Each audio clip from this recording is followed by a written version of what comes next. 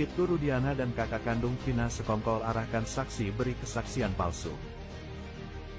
Salah satu saksi kasus Vina Cirebon mengungkapkan bahwa ia diarahkan untuk memberikan kesaksian palsu oleh Ibtu Rudiana dan kakak kandung Vina.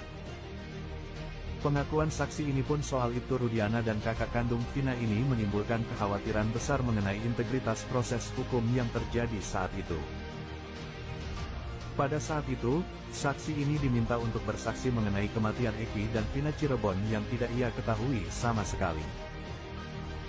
Ia mengaku bahwa ia tidak memiliki informasi tentang peristiwa tersebut dan hanya mengikuti arahan dari kakak kandung Vina dan Ibtu Rudiana, yang selama ini ternyata bersekongkol.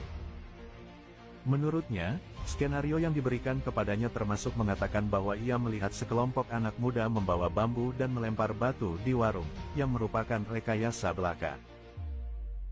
Akibat kesaksiannya yang dipaksakan ini, 8 remaja yang tidak bersalah, yaitu Rivaldi Aditya Wardana, Eko Ramdhani, Hadi Saputra, Eka Sandi, Jaya, Supriyanto, Sudirman, dan Saka Tatal, dijatuhi hukuman penjara seumur hidup dan 8 tahun penjara.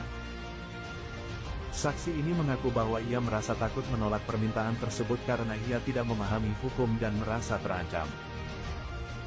Kesaksian palsu ini menimbulkan pertanyaan serius mengenai integritas dan keadilan dalam penanganan kasus tersebut.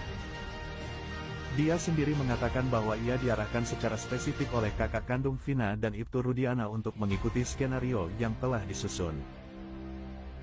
Pengakuan ini menggambarkan betapa pentingnya memastikan bahwa proses hukum berjalan dengan adil dan transparan.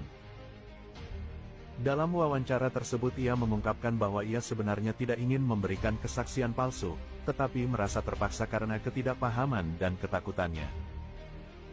Di sisi lain, mantan Wakapolri Komjen Purn Ogroseno juga menyarankan agar Ibtu Rudiana meniru langkah Richard Eliezer alias Baradae, yang jujur dan transparan dalam mengungkap kasus pembunuhan Brigadir J yang melibatkan Ferdy Sambo.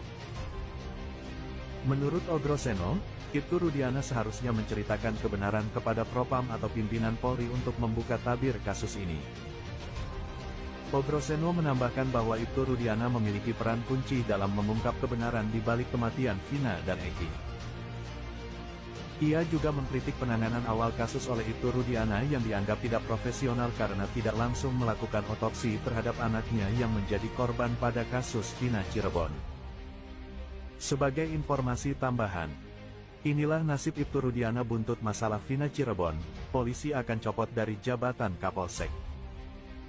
Komjen Pol Purn Ito Sumardi mengungkapkan nasib dari Ibtu Rudiana yang dikabarkan akan dicopot dari jabatannya sebagai Kapolsek Kapetakan.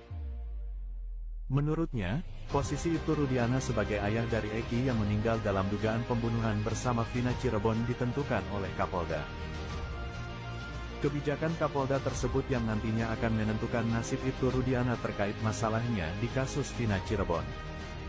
Pertimbangan dari Kapolda akan dikaji dan dilihat dari aktivitas pemerikasaan kasus Vina Cirebon.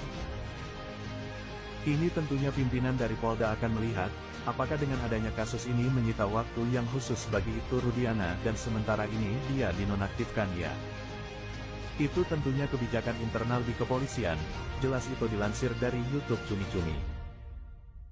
Bagaimana nasib Ibtu Rudiana selanjutnya? Publik kini menunggu kelanjutan dari proses hukum yang sedang berjalan, sambil berharap agar keadilan dapat benar-benar ditegakkan dalam kasus ini. Hingga saat ini sosok Ibtu Rudiana akan terus menjadi sorotan dalam kasus Vina Cirebon karena diduga memiliki rekayasa yang ia lakukan.